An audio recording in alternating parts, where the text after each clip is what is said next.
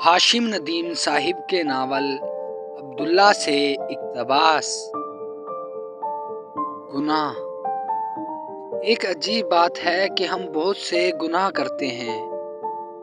कुछ गुनाह ऐसे होते हैं जिन पर माफ़ी मांगना तो दूर, हमें नदामत भी नहीं होती, और कुछ गुनाह ऐसे होते हैं जिन पर हमें नदामत भी होती है और हम माफ़ी के तलबगार भी होते हैं, लेकिन सिर्फ एक हद तक। इस बात को हम ऐसे समझ सकते हैं कि हमारी माफ़ी की शिद्दत हमारे गुनाह पर मुनहसिर होती है।